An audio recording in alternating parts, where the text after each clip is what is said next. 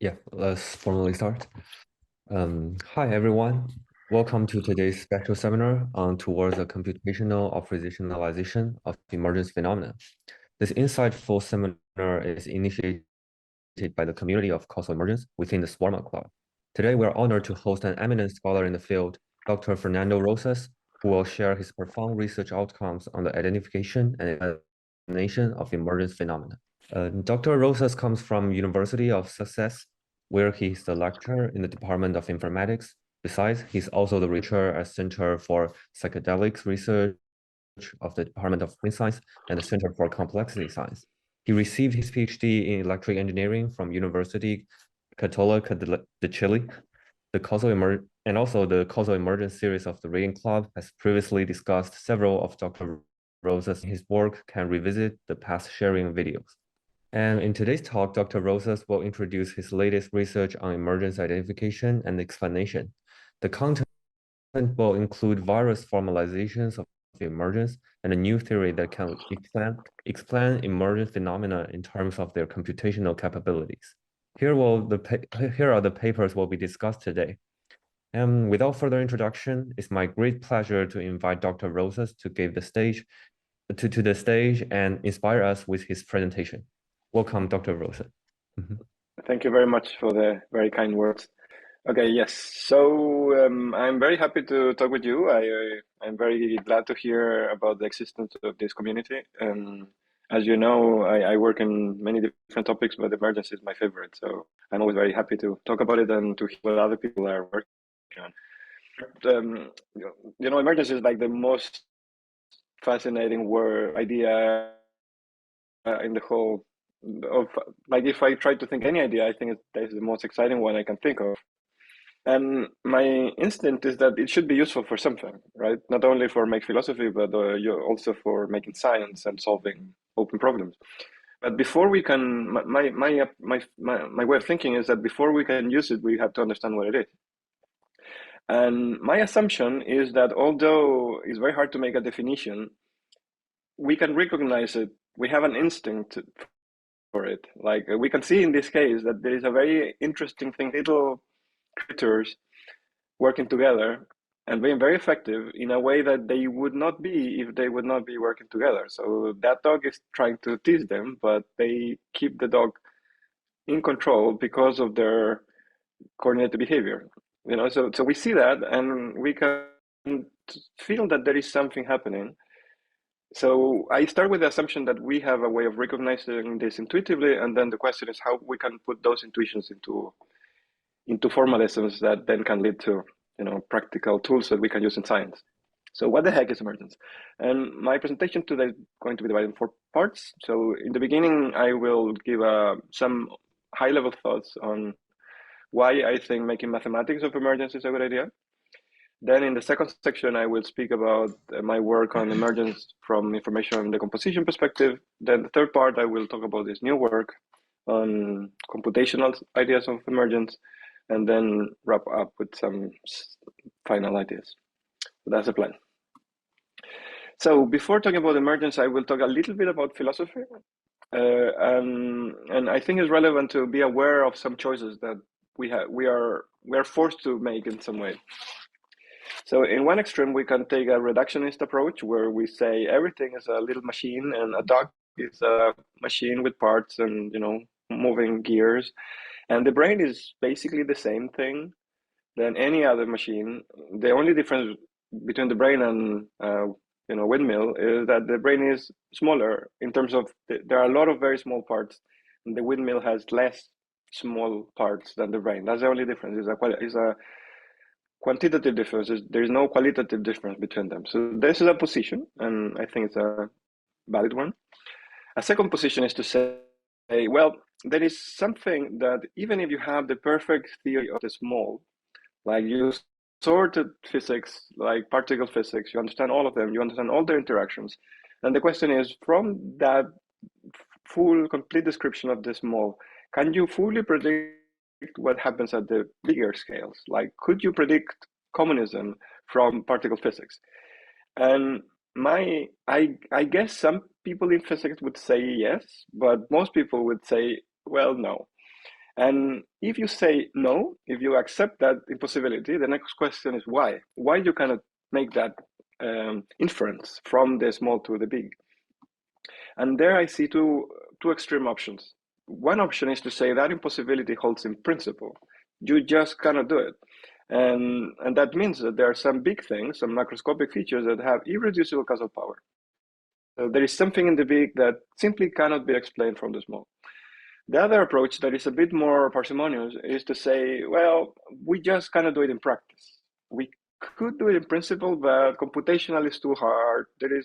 We need too much compute or too much memory, or there is a practical limitation that doesn't allow us to do it, but in principle, it should be possible. So these are the two ways of explaining why the big cannot be explained from the small. Now, if you have these three positions that we can describe as reductionism, strong emergentism, or weak emergentism, and you ask them, is it possible for a big thing to have causal power that is not reducible from the micro? The reductionist would say no, simply not. The strong emergentist would say, of course, yes, but in some cases, and not in others. And the weak emergentist would say, it looked like it is, but actually it's not. So it's a sort of a position in between. And when I see this type of discussions, this is the way I think of what is going on. It's a bit of a pillow fight, because there is no clear definition of what means causality. And the more you think about causality, the more you realize that it's super complicated and not trivial. Then what does it mean to reduce something is also not defined. There is no, in physics, we like having minimal models where we can play with the models and then we can ground our discussions. And here it's just, hand wavy. So my aim was can we stop fighting about these things in very vague terms and try to measure something and try to make this a bit more empirical. So my interest is that I see two extremes. One extreme is to say emerging is magical stuff that is just crazy, you cannot understand it, it's fun, but it goes beyond science. Another extreme is to say there is nothing to see. It looks like that, but there's nothing to see. And I find both approaches quite disappointing. I find them logically consistent. I accept that they can be adopted and they are meaningful, but I don't find them interesting. And my interest is in between, to see what options can I take in between these two extremes, and how much it's a bit like in math. You put a bit of assumptions or definitions, and you get some theorems or some consequences. And what is this space between these two extremes? And what type of stances we can take? What kind of outcomes we get from some definitions and things like that. So basically, to map this space in between these two extremes, that is my interest. And a bit more specifically, my hope is to build philosophically lightweight frameworks. So there has to be some philosophy, but to keep it little.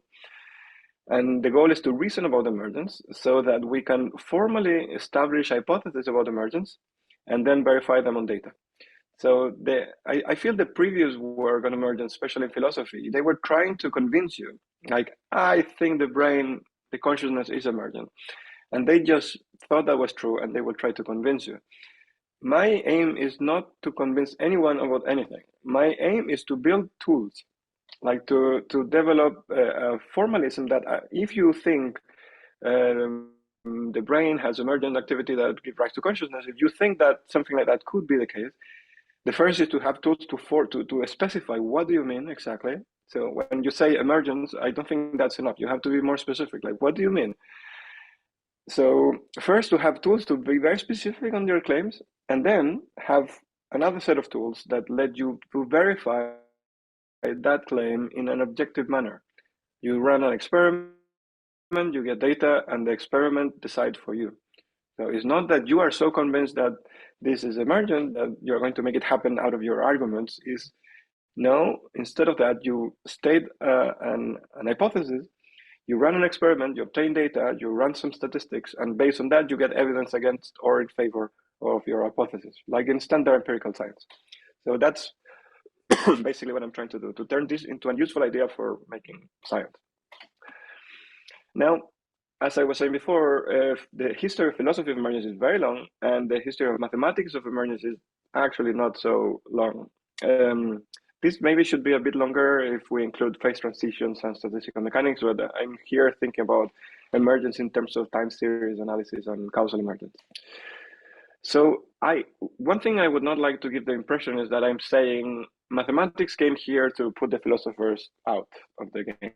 And that's not what I'm thinking, and that's not what I'm trying to say. I think mathematics came here to join the discussion and has a very complementary set of tools to the philosophy world. And those tools, in my view, one is mathematics is very helpful when you are thinking on things that are counterintuitive. Like, for example, if you try to think about infinites and there is an infinite that is bigger than the other infinite and your intuition just breaks, then mathematics is very helpful to guide you. So that's point number one. Like, mathematics really help your intuition when you approach things that are a bit mind-breaking, and emergence is one of them. Point number two, mathematics is very good to have precision. So if we want to have precise definitions and have precise conjectures, mathematics, I think, is very useful. And thirdly, mathematics have a very natural way to turn conjectures into statistics that can be then used with data, and you have all empirical practice to get p-values and whatever or base factors or whatever you want to use empirical experiments to verify your hypothesis. Now, I really think that philosophy and the engineering of emergence, there should be a positive feedback loop between them. In philosophy, we usually think, what is emergence?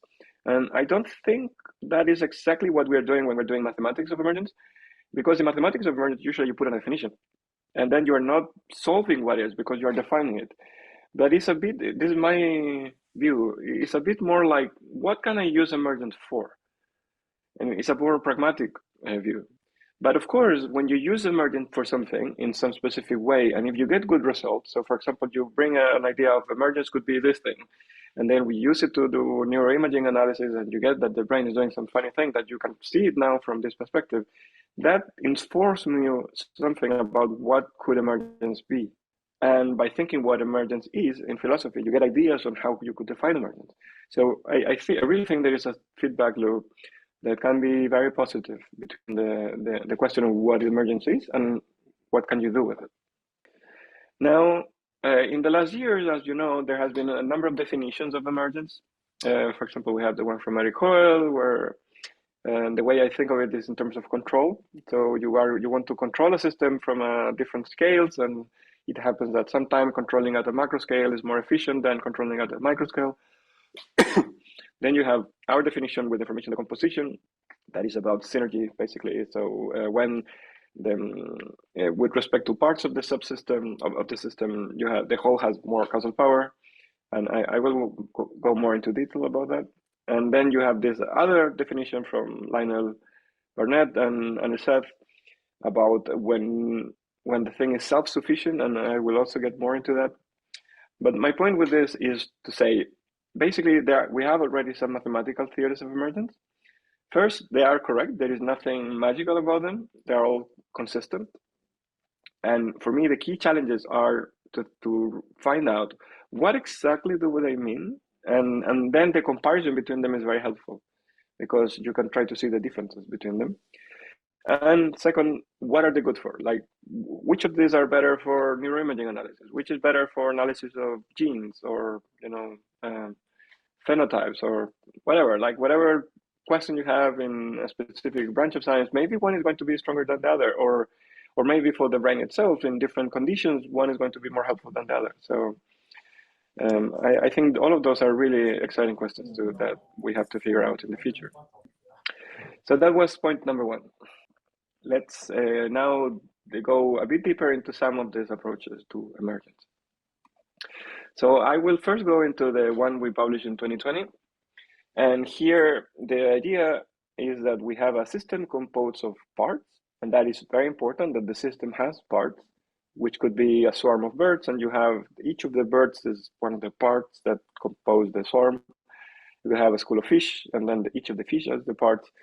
And the idea, we have a mathematical description of the micro that is a vector, and each dimension of the vector corresponds to one part, and has a subscript t that is the time. So the time moves on from past to future, There is a dynamical evolution at the micro level. And then we have a supervenient feature, a global property that we call B. To make it simple here, I will just say this is a function of the micro. It can be made a bit more general, but just to keep things simple, I would say it's just a function. We can discuss about that if you want after at the end of the talk, but for now, let's keep it simple. It's just a function. So V is a simplification of the description of the micro. So there is a lot of details that you are not seeing. It's a coarse graining. And because the micro has an evolution, that induces an evolution over the macro. So there is also an evolution in the macro. And the intuition is that there are going to be different types of emergence. The definition is that a macro variable V exhibits causal emergence if it has unique predictive power about the future of the system with respect to the parts at the same time. And at this point, I guess you are aware of this already, but a very natural objection is to say, how could V have unique information with respect to the micro if V is a coarse graining? So when you go from X to V, you're losing information. And then you tell me V has something that X doesn't have. That doesn't make sense, right? Because V has less than X, so V cannot have anything that is not in X. But the trick here is how this unique information is defined. And it's a very subtle definition because it's unique with respect to the parts in isolation, not with respect to the parts as conceived together. If you think of the parts together, then there is nothing in V that is not in the whole thing. But when you see the parts in isolation, then you're saying there is a property in V that is not in X1, and then you forget about X1, X2 only, you forget about X2, X3, you are seeing the parts separated. And then you are losing all the linking information between them, and that is the type of information that could be captured by V. As you might be aware, in the appendix, we have a generalization, maybe it's even the main text. I usually don't speak about this in the talks because it's a bit complicated, but because you know about this, there is a generalization of this, and you can consider emergent with respect to sets of size K. And instead of comparing V with respect to the parts in isolation, you will compare it with respect to all the dyads of groups of 2 variables, or maybe 3, or maybe 4, maybe 5. And you can prove that the bigger the subsets, the more difficult for the variable to be emergent, because you are putting a higher standard in a way. You are contrasting against the information that can be found in subsets of size K or less. And that becomes more difficult the larger K is. So that's a useful generalization that makes you a kind of emergent with respect to different sizes, different orders. But for simplification, let's consider the simple perspective where you think of single parts in isolation. So that's the definition. And this is a toy model where we illustrate that this is how this can happen. We have here 2 binary variables. You start them randomly, and the rule is with high probability the parity is preserved. So in the first time point in the very left, they are equally wide. And the rule says with the high probability, they are still going to be equal in the future, but they can switch to be equally white or equally black randomly. So they keep being equal for quite a while, and then at some point they switch from being equal to be different.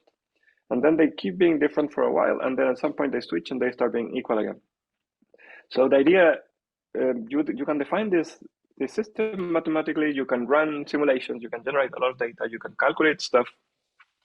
And if you calculate, for example, transfer entropy, you can calculate stuff. And if you calculate transfer entropy, you can calculate stuff. Oh, we have a bit of feedback. No, okay, that's better. So if you see transfer entropy from X1 to anything in the future, you will see nothing. So if you tell me the first variable was white in the beginning, you learn nothing. So the first variable cannot predict anything of what will happen in the future. The second variable alone you can do this mathematically, it will predict nothing. So if you see the point of view of the individuals of the system, it's quite interesting because they will tell you, this system is completely random. There is nothing going on. I don't see anything. I do something and that has no consequence on the future. So it seems that they are living in this completely entropic world. But if you see the system from outside, you can see that there is something propagating. is something that the parts don't see, but is in the whole. So this is a thing that is propagating itself, is perpetuating itself, that is the party, that the parts cannot see, which is, I find it very interesting. And that's why we call this, a bit in a playful way, we call them statistical ghosts. They're still there. And this is one example of emergence. So this is a definition, and definitions are always for free. So you can define whatever you want. But in my way of seeing things, the value of a definition comes from the number of implications that that definition has. And this definition in particular has three implications that are very important. The first implication is that this is an extrinsic property. So you have a system X, and for identifying emergent, you have to define a V function. And so you need to come from outside with information that, oh, I think this function is going to be emergent. And you could wonder, is there any property intrinsic to the system, to the variable x's, that will allow them to have such properties? And the answer is yes. And the answer is synergy. So a system has emergent features if and only if the dynamics of the system are synergistic. And this was, sometimes people get confused and they think this definition of emergence is equal to synergy, and that is not true. The definition of emergence is based on unique information, and an implication of that definition is that it happens to be equivalent to synergy. But this is a result, it's not a definition. And so this is useful because it gives you an intrinsic criterion to identify synergy on systems, even if you don't know the shape that it's taking. We call that in the paper the capacity to have synergy. So this is an intrinsic property. You might have no idea what is the shape of the feature, but you can tell there is something emergent because this is because of this result. So this is very useful. Now, this result, let us go to the second result that says, if we accept that synergy is the capacity for emergence, we can do a little bit more of mathematics with phi ID, and we get that this synergy is the synergy of each of the parts in the present with respect to the whole future together, can be decomposed in two terms, two types of synergy. And one type of synergy is the causal decoupling. It means a collective property in the past is affecting individual units in the future. And that's why we call it downward causation. Sorry, I was thinking of this. So these terms here tells some of the synergy is affecting here one only, or two only, or both together. But it's always a crossing of scales. Here we represent it with this arrow going down. So there is something in the collective that is affecting the future of the parts. And that's something we identify as downward causation. And then you have this other type of synergy that is something collective affects something collective and not the parts. So the parity example from before would be an example of causal decoupling. And the nice thing of this result is that we are not deciding, oh, there are two types of synergy because I like it. The mathematics are guiding you in that direction to think like that. So this is a result of the formalism of IID. And if this would be the end of the story, that, in my view, would give place to a very elegant theory of emergence, but not a very useful one. Because all of these things are hard to calculate in practice. You can do it and we can discuss about it, but it's not very easy. And especially, it doesn't scale very well when you have a lot of parts. But this result is super important because this is the thing that makes this theory practical. And it says that there is this criterion that is not necessary, but is sufficient to identify emergence. And the way it works is that you come with a function f that gives you a variable b. You measure the nonlinear autocorrelation of b with b at another time point. You get some amount of explained variance. You measure the same thing, but explaining the future of b from the parts. You add this predictability together, and you ask if this is explaining out this. And if the explanatory power of the parts do not add up to the explanatory power of the variable itself, it implies that the feature has emergent character. So this is a sufficient but not necessary. It can lose statistical power, so you might have misdetections, but you will never have a false positive, and that is very useful. So this is basically the point, the third point. The other point that is super important is that if you have a system that has millions of parts, like the game of life, for example, you can still compute this, and this is quite surprising because here is always pairwise statistics. No matter the size of the system, it's always pairwise statistics, only two variables at the same time. The problem that you have with dimensionality is that this term here, why this thing is not necessary, is because you can be double counting redundancy. So maybe the predictive power of different parts is the same information, but you are counting as if it would be different. And because of that, this term here sometimes is larger than this in an unfair way. You are overestimating the power of the parts. And that overestimation, that double counting, can get worse with dimensionality. So if you have a system that has a million parts or a billion parts, then it's very possible that the system will never detect emergence because you are double counting the redundancy too much. Question how to have criterion that are sufficient, not necessary, but they're more sensitive. They have less misdetections, and that's something we are working on, and we have some ideas. But that's a very relevant direction to polish this, especially if we want to apply this in large data sets. You could be lucky, and maybe the synergy is so strong on the feature you pick that is going to be picked anyway. And as I said, if you get this to work, you can trust it. But if it doesn't work, it doesn't mean that your thing is not emergent. It means that maybe the sensitivity of this criteria is not enough for you. So this is the practical leg of this theory. And some examples that you might know from the paper, we have this application on the game of life. We have a small grid, and we have this collider of particles. We make them collide. We see what happens after a while. And we could show that the identity of the particles was emergent in the sense that it could explain more about the outcome of the collision than the state of individual cells. So if you tell me, oh, this guy is white in the beginning, what is going to happen at the end? And the guy has very little idea. and the intuition is that the game of life has these two levels. So when you see it as the level of identities of particles, you can have better predictions of particles. So there is a bit of decoupling between these two levels.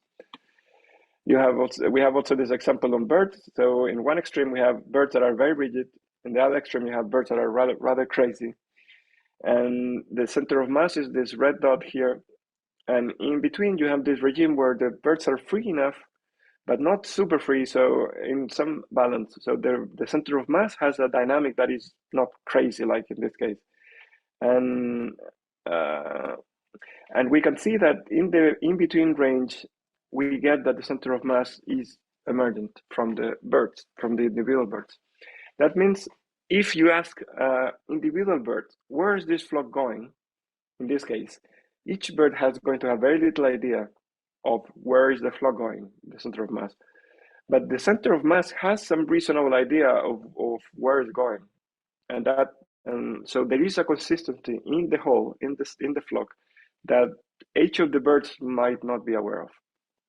And that is why this is emergent. And let me see how I'm going with time. Yeah, I'm doing fine. So I will discuss a little bit this application we made on fMRI data from humans.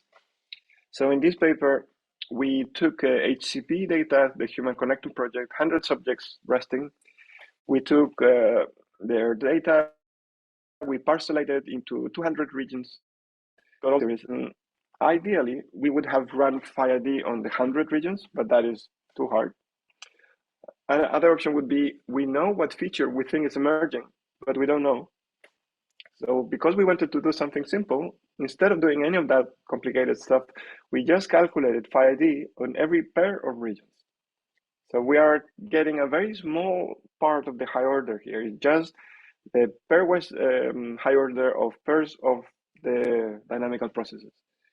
And for that, we get these 16 numbers for each pair of regions. And because also this was too complicated, we wanted to do something very simple. We just kept the bottommost atom, that is the redundancy, and the topmost atom that is related with emergence, with the decoupling, causal decoupling.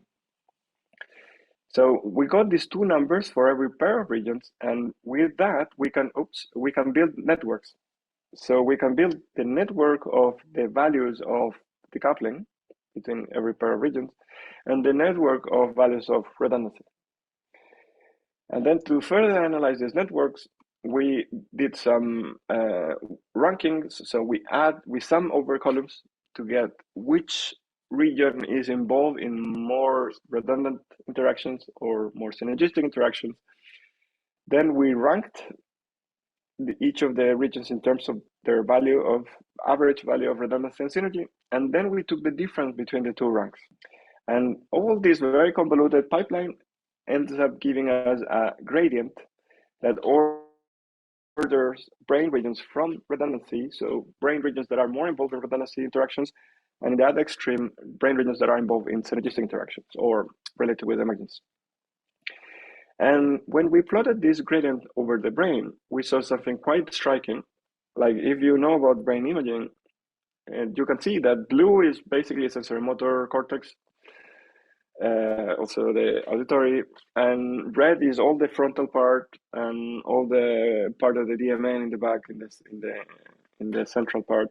So you got a very strong division that corresponds very well with a lot of things we know about neuroanatomy. So we were very happy when we saw this. And as we move deeper into what does it mean, we got a lot of results. So for example, this analysis using neurosynth, that you put different words and the system tells you which are the brain regions that are the literature associates with those words. And we could get a decent correlation between complicated to simple, like cognitively complicated to cognitively simple tasks correlating with this gradient. So regions in the more synergy side of the thing are associated with more complicated, cognitively complicated tasks, and regions in the more redundant side, less. Then we also, by studying the network topology of these two networks, we could see that they were very different. So the redundant network is very modular, very structured in separated parts. The network of synergy is very, very homogeneous and connected. And when we contrast these networks against the structural connectivity, the DTI, like the wiring, the physical wiring of the brain, we could see that the redundancy network was quite more similar to it than the synergy network. So the synergy network seems to have quite a bit of freedom to structure itself with respect to the physical wiring of the brain, which was very interesting. And then adding on top of that, we study some monkey data, some macaques, and we saw that the topology of this gradient in the monkey brain is relatively similar. And more striking was to see that the redundancy in human and macaques are similar, and the synergy is very different. So humans have significantly more synergy than macaques. So all of these start building a story that synergy seems to be relevant to cognition more than redundancy. Then you can see the paper has crazy lot of results. This is another, I'm picking some results, but there are a lot, and from very different modalities and all converging to the same point. Here we have a correlation between the synergy to redundancy gradient and the degree of cortical expansion. So how much different brain region expanded from human to monkeys. And you can see there is a correlation, not perfect, of course, but there is a correlation between being more synergistic and having undergo a big, more degree of expansion from macaques to humans. Then you also have these, people have identified genes that are particular from humans versus monkeys, and you also have a correlation to the degree different regions express those genes versus synergy and redundancy. And of course, all of this evidence, and there's more evidence in the paper, you can see, all this evidence is quite inspiring, but it's all observational. It's not causal. You cannot infer causality out of this evidence because basically there is data here, we are getting some correlations, but we all know that correlation is not causation. So to get the next step to try to link synergy with cognition, we study neural networks, artificial neural networks. And here, this is a paper in preprint, is now almost accepted in a paper in a journal. What we did here, we took relatively small neural networks, and we trained them in different tasks. So we consider 4 tasks. In the 2 decision-making tasks, DM1 and DM2, which are quite different from each other. And then you have a variation of DM1 that is called with some context. And so this task and this task are very similar. Then there is a variation of DM2 that is also similar, but all between them, they are very different. So basically we have 4 tasks, they are 2 similar to each other, and between them, they are very different. And we explore different ways of training the network to do these different tasks. so every network was trying to do two of these four tasks. And sometimes they will be similar, sometimes they will be different. So in one case, we train them sequentially. So you train the network to do one, and then after it's finished, you train it to do something else. And the other option, you train this in an interleave fashion. So you do a little training here, a little training there, then you go back to the first problem, and you go back to the second problem. And we found something quite interesting. If the tasks are similar, like in the left here, you have high accuracy and high and low synergy. And that's always the case because all of these tasks are similar to each other and independently of sequential or interleave training. So it doesn't make a difference if you do sequential interleave. It's always good accuracy and always low synergy. Here is the interesting bit. Here we are training different tasks, so either DM1 and DM2, and sometimes we do sequentially and sometimes we do interleaved. So if we do sequentially in any of the two orders, we get low performance and low synergy. And that means that the network is basically forgetting the first task. So you train in one, you can do it. You train the second, and because it's very different, you forget the first one. And that's why you lose performance. However, if you do interleaved, you learn both tasks, so you have high performance, and only in this case you get high synergy. So the suggestion here is that synergy is related with when you have hardware to do two tasks that are quite different, and you have to learn them in the same hardware. So if you want to have flexibility in your learning, synergy seems to be a necessary condition. So all of this is, of course, this is work in progress and more work needs to be done, but the story that is emerging from here is that redundancy seems to be related with input-output systems that works at short timescales and cannot afford to go wrong. So there's a tiger coming, you have to run. There's no room to be slow or to make to go crazy. No, you have to go simple and something that works. Synergy is sort of the opposite. So it's integrating many different types of information to be flexible and is related more associative areas in the brain and it works in a bit slower time scale. So and it's reasonable to think that the brain is using these two types of information processing for different purposes. So yeah, and this is the type of analysis we are doing with this framework. So synergy, as you know, is very related with emergence. So we think there is something about emergence and these high cognitive functions of the brain. That we have one paper on emergence and brain injury, but this is 20 minutes. Let me go to this other approach to emergence that I have been working recently. So the idea here was to start from a very different point of view. Actually, this partially started from, I started in Twitter. I never used Twitter before, and I started using Twitter in the pandemic.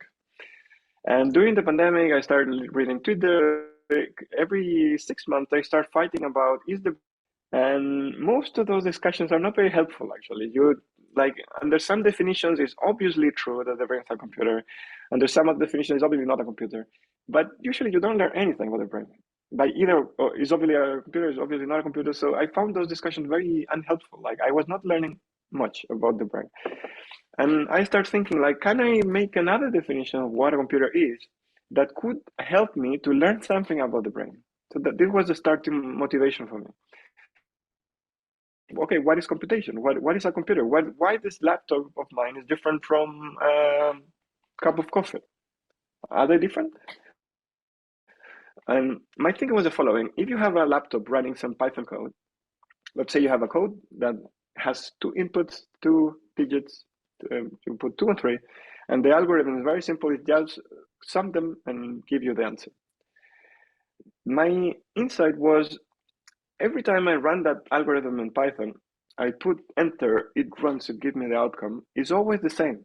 And I run it 100 times and I will get 5 every time I run it. However, the physics of the device are going to be very different every time I run it. So I run it once, I get a 5, but the physics, the spins of the electrons are pointing in some direction.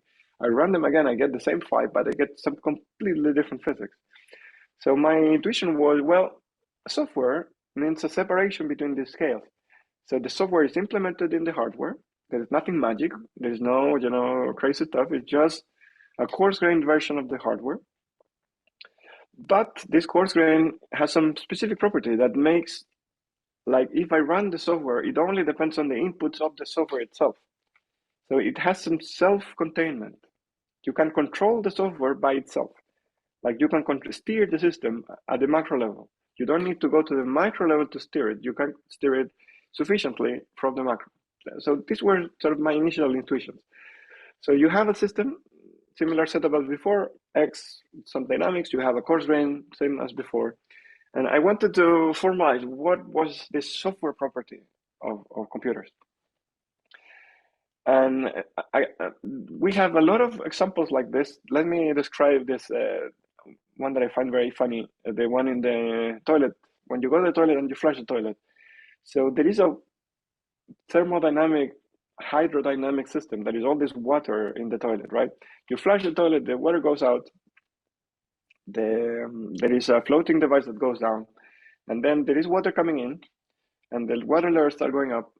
And at some point, the floating device will be pushed out by the water. And when it's high enough, it's going to close the valve that is putting water in. And then, boop, the water stops coming in.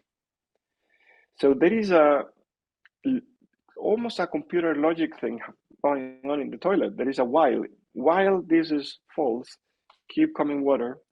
And then at some point, that variable is going to switch. And then this while loop is going to finish. And then you move out of that loop. And what is interesting is that all this very computer sciencey thing is running on of a very basic physical substrate, right? And it doesn't matter the momentum of the water molecule number 1003. There's a lot of details that don't matter, and that is why the software is software. So I would argue the toilet is running software. In a way, we don't tend to think like that. We don't tend to say that the toilet is a computer, but I think from that perspective, it actually is. You can also think of a self-driving car.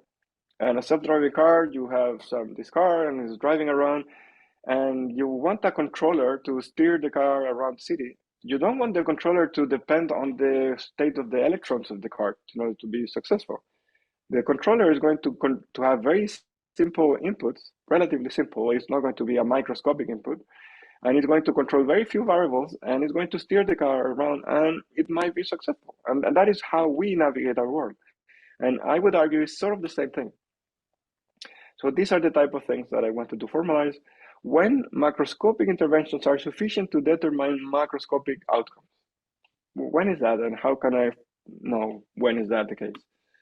So I started from a related idea that I knew from before that is called information closure. And that is basically you have a micro, a coarse grain macro, and you can measure transfer entropy from the macro to the micro, from the micro to the macro, going up.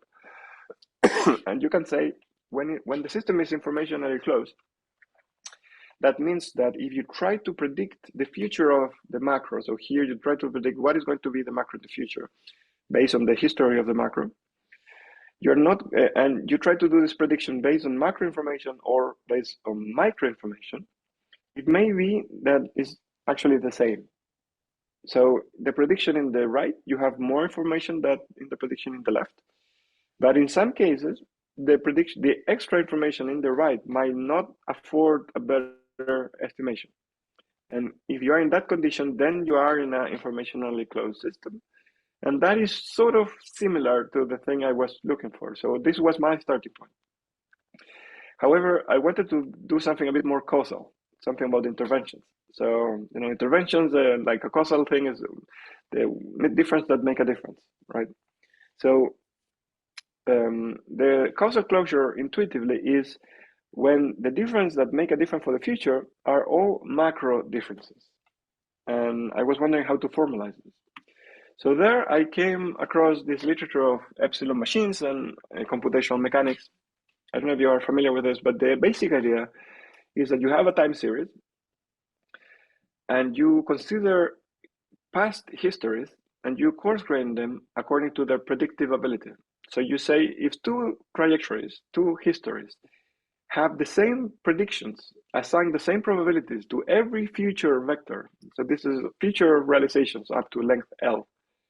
So from t1, t plus 1 plus until L, until t plus 1 plus L. So I'm saying if these two trajectories that are different, like these two, predict the same probabilities to every possible outcome, I would say they are equivalent because they predict the same. So basically, you are coarse graining every trajectory according to their predictive abilities.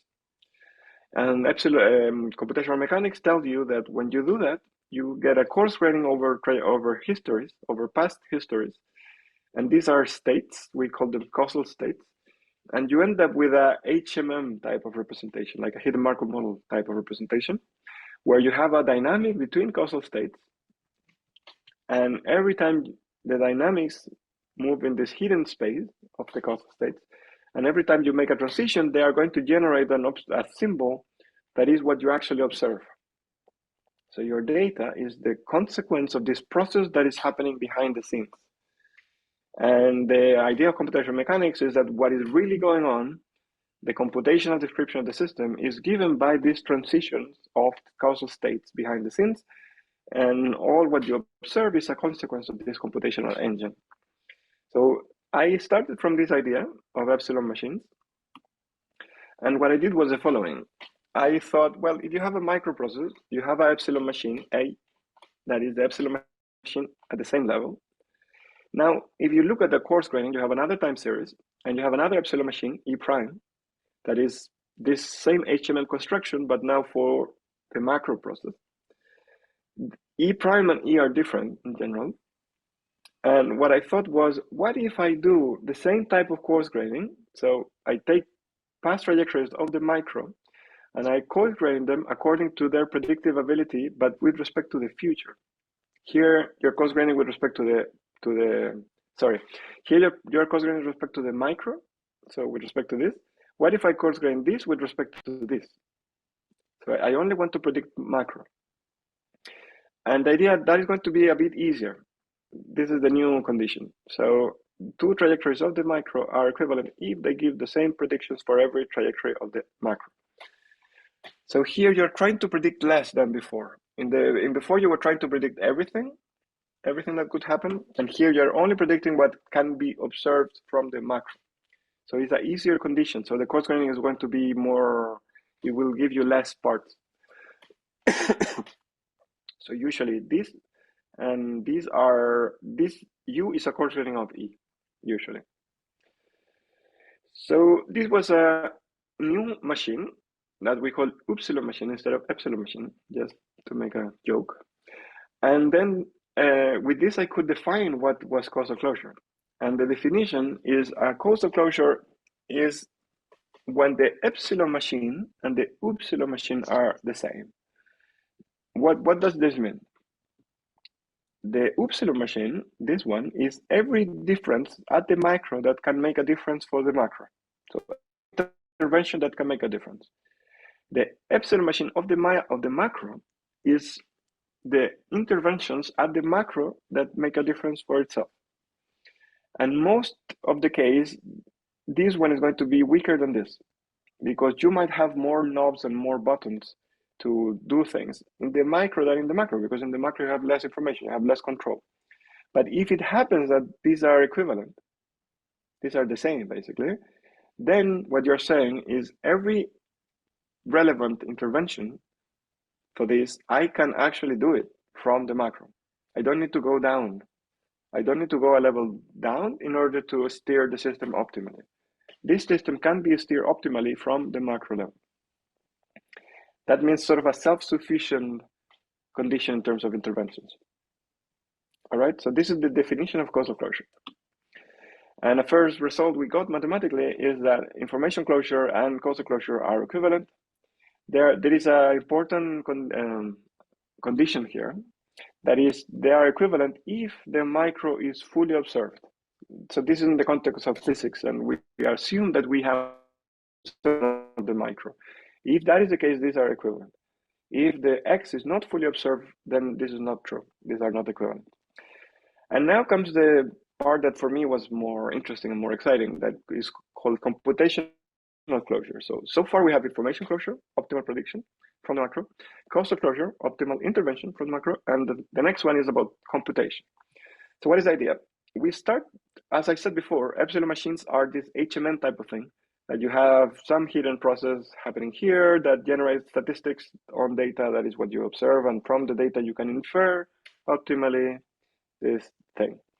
There is a dual representation of HMMs that of epsilon machines that instead of seeing in this sort of dynamical way, you see them in a more computer sciencey way, in which you have a machine with states, and now the X are inputs. So you, as a user, it's like you have a computer and you start pressing buttons, and so the actions is the X's, and the X's are going to push this between states.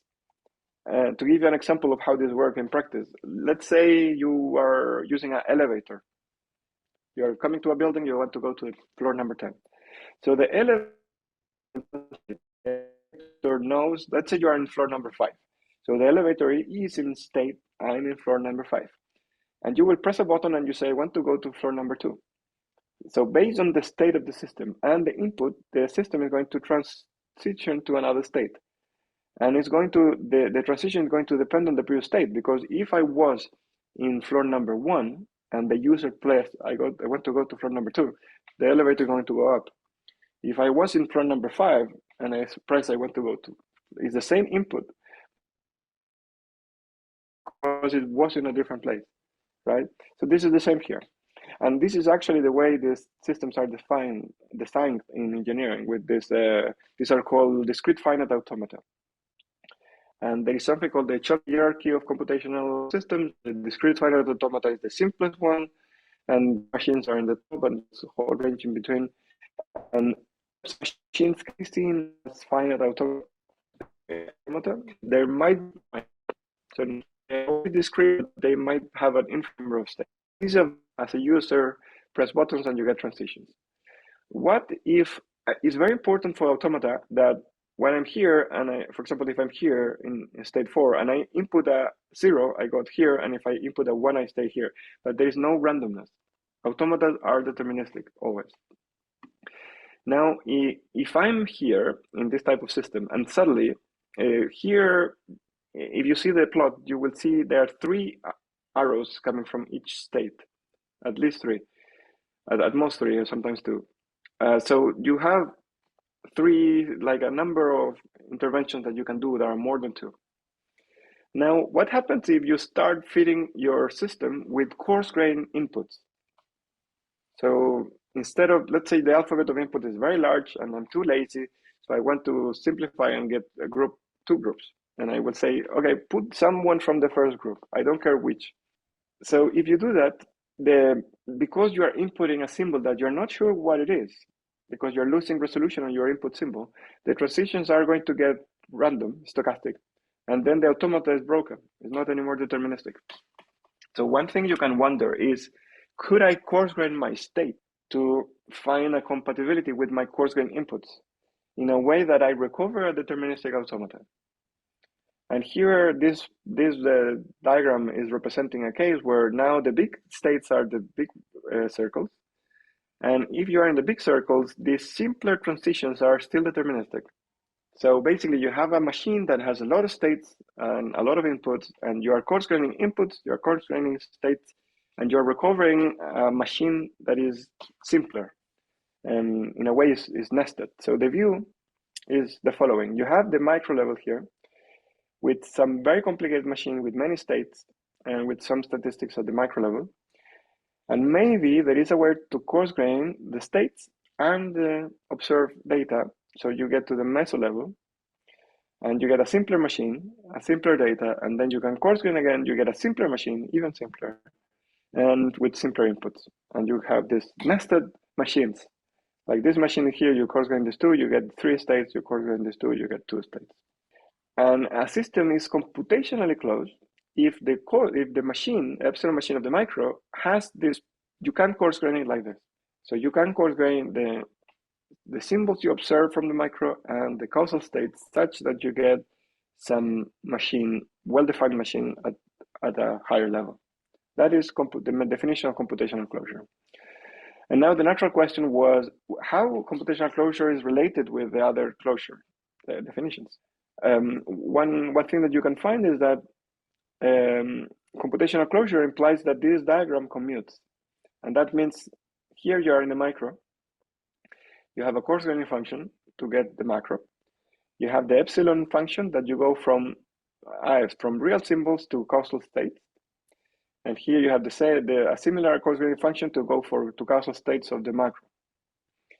And this is telling you that this path, so first coarse graining and then taking the causal states, is commutes with first taking the causal states and then coarse graining. So you can coarse grain the epsilon machine and get to the epsilon machine of the macro level.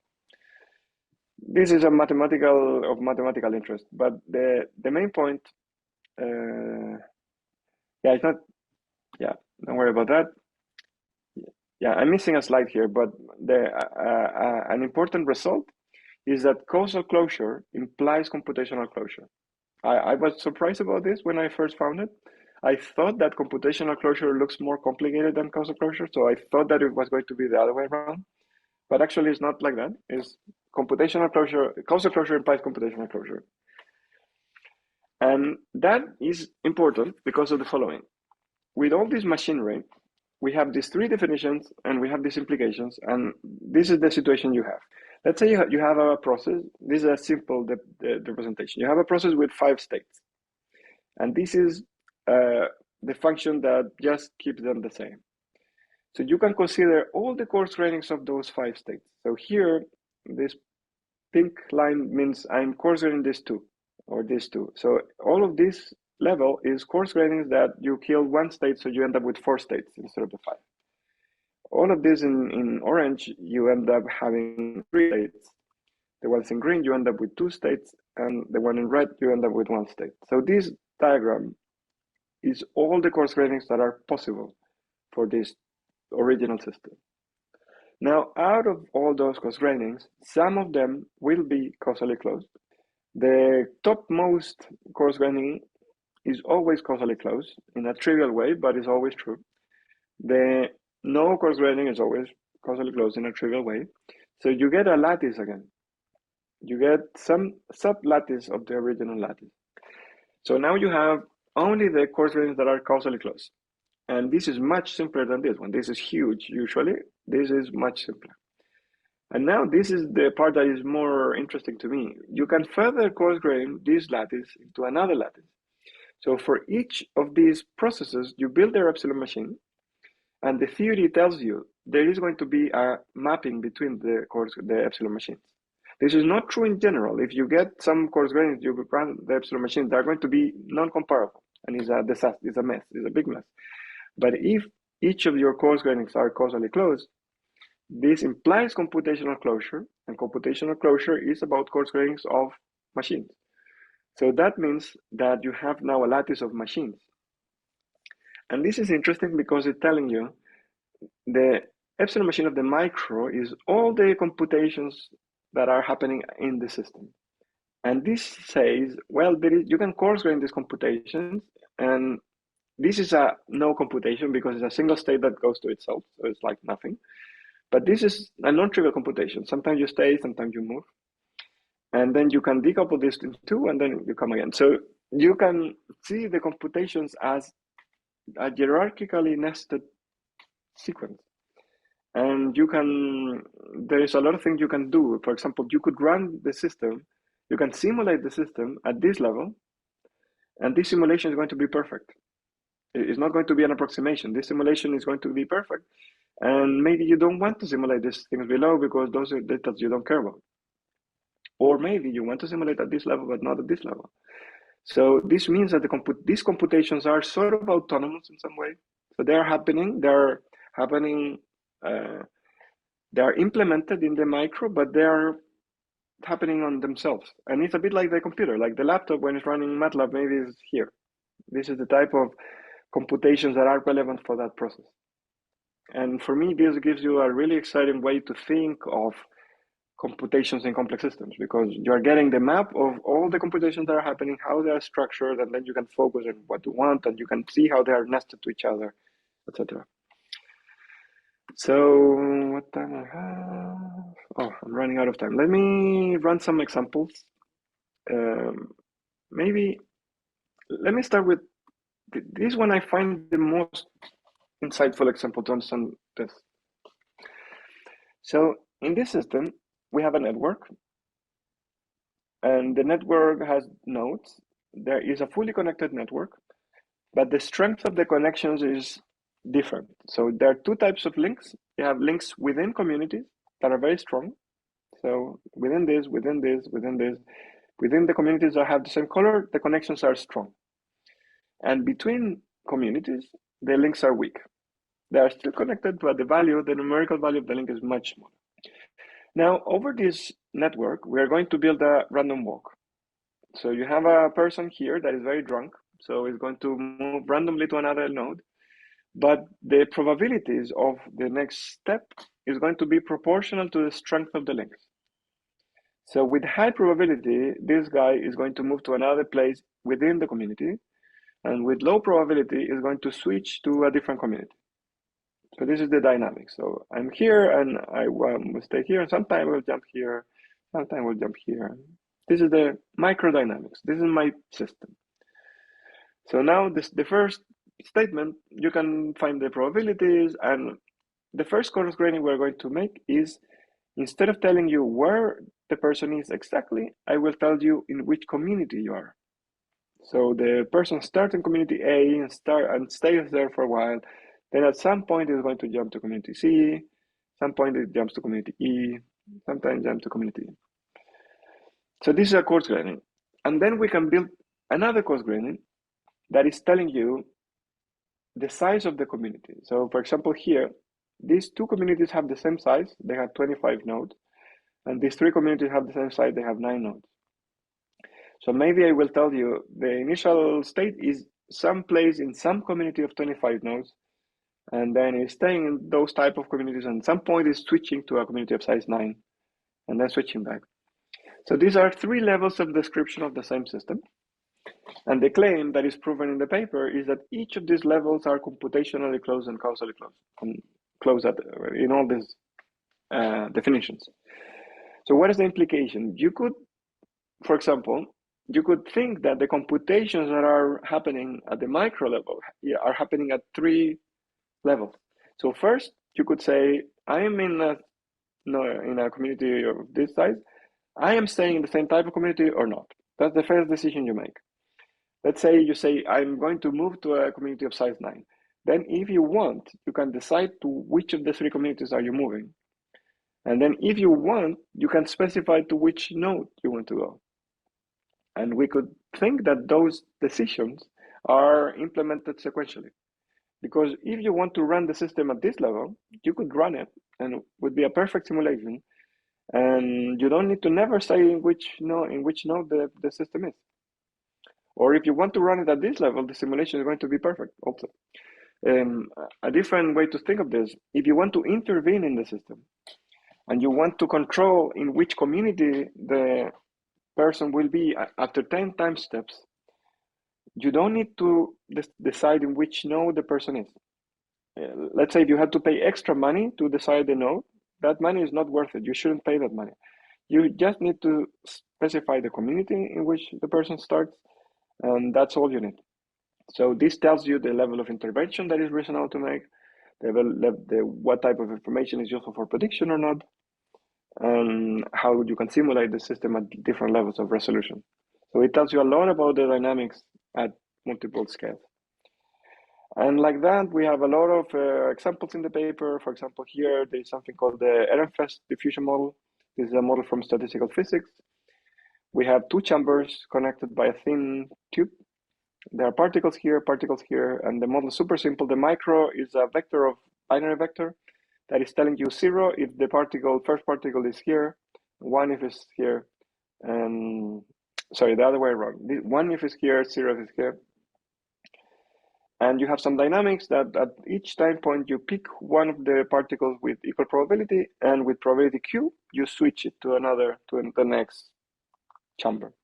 And the idea is that the particle is here, and with small probability, it will move through the tube to the other chamber. And the macro description is how many particles are in the first chamber. And by definition, that tells you basically how many are in the other.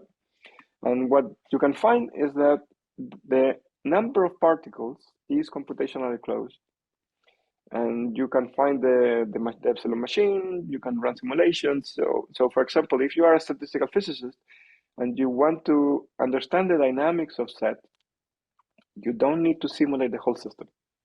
You can do it if you want, but if you run the Markov process with these transitions, you get perfect simulation. Or if you want to predict how many particles are going to be in the first chamber after 100 time steps, the only information you need at the present is how many particles are in the present, in that chamber. You don't need to know which particle is where.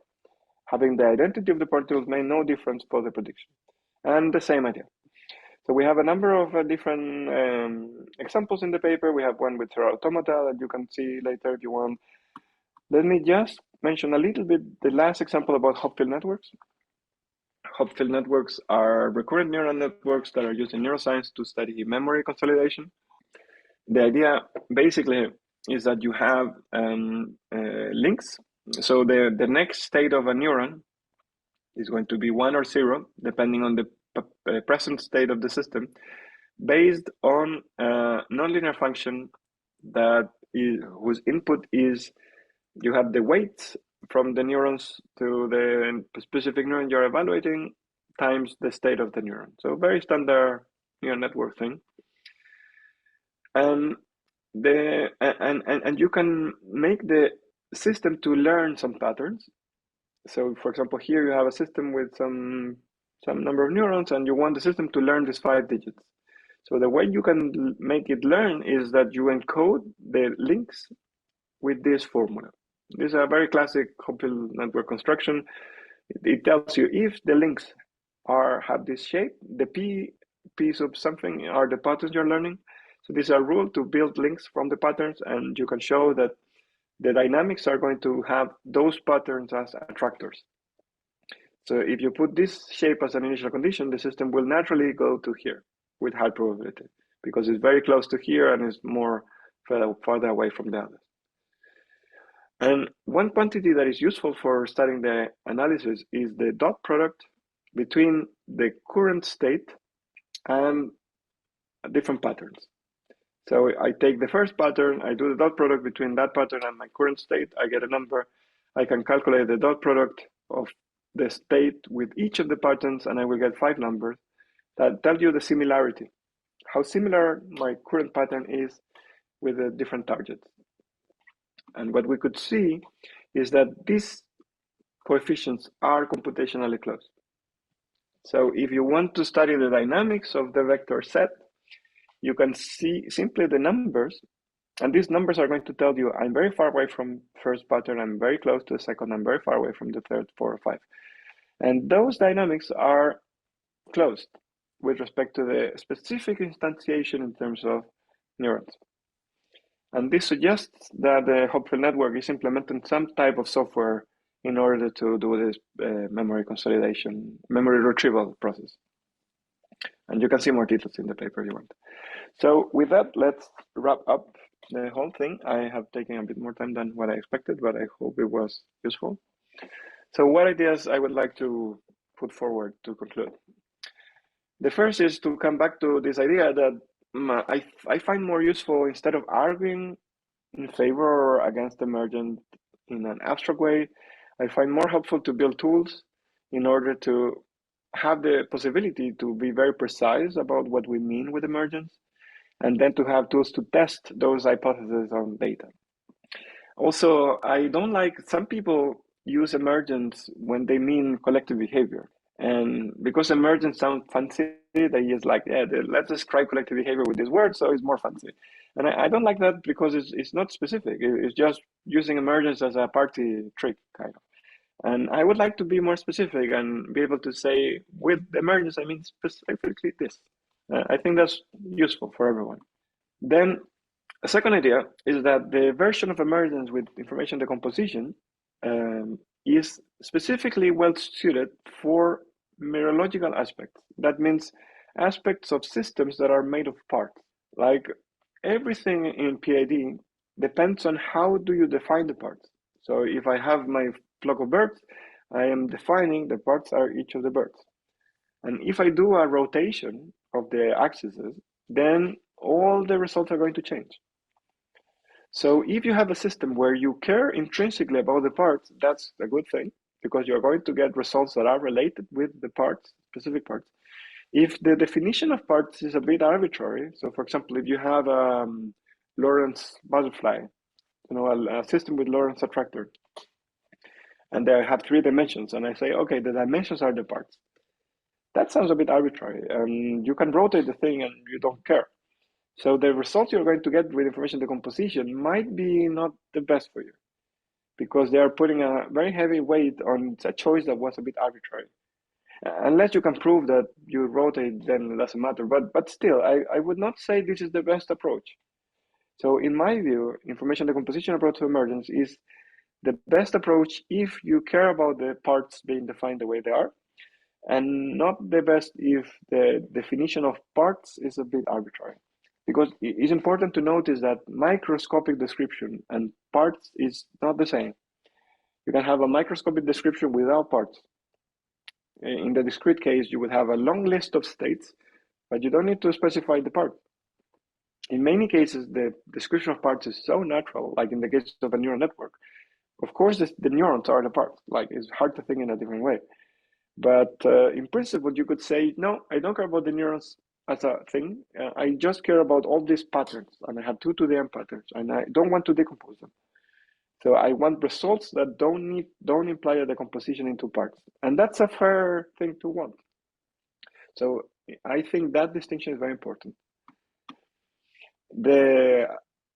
This other approach to emergence I present then, based on computational closure, for example, that one never use parts, and then has a different set of strengths and weaknesses. So it's good for different things. It's interesting because when I have presented this idea to some people, some people feel that this approach to emergence is not strong enough, because they say, well, this is self-sufficiency, but there is no extra. Like, there is nothing extra in the macro. There is nothing in the macro that I couldn't find in the micro. It's just that the macro is self-sufficient to itself. You don't need to look below, but there is nothing additional. And for some people, that's insufficient. They think, that's not enough. That's not what I want from emergence. I want something more from emergence. And fair enough, if you want something more, this is not the approach for you. So, but this gives you other things. Like, for example, computationally closed systems are exciting for the system itself, because it allows this decouple levels with their own logic that are amenable for efficient control. So you have a system that you can stir very efficiently at some levels, and that for biology, I think that's important. For simulations, it's also important because you can simulate some coarse-grained version of the system in a way that maybe you could never do if you would think that you have to simulate the whole thing. So it has important advantages. Maybe those advantages are what you're looking for, maybe they're not, but it's important to choose the right measure of emergence. And with this, I want to share the view I have now about emergence, that I don't think emergence is one thing. And I don't think we have to strive to find the right measure of emergence. I think instead, what we have to do is to find the strengths and weaknesses of each of the approaches to emergence we have, to have a clear understanding of what each of the tools gives to us and what this tool doesn't give me. And then you can make an informed decision and you can get the best tool for your problem. And this is so I'm going to a view of emergence. A bit like complexity.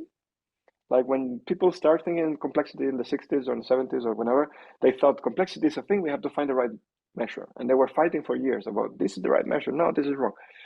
Today, everybody agrees in the complexity system community that complexity means many different things.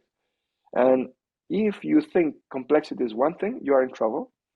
If you are aware of that and you say, yeah, I want to measure complexity, and specifically this type of complexity for A, B, and C, then you're fine. So I think in the same way in emergence, you have to be at this point a bit more specific and to say, I want to focus on this aspect of emergence because of this reason, and then you're good.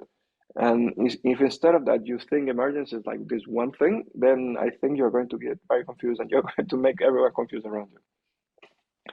And with that, I want to thank you for your patience in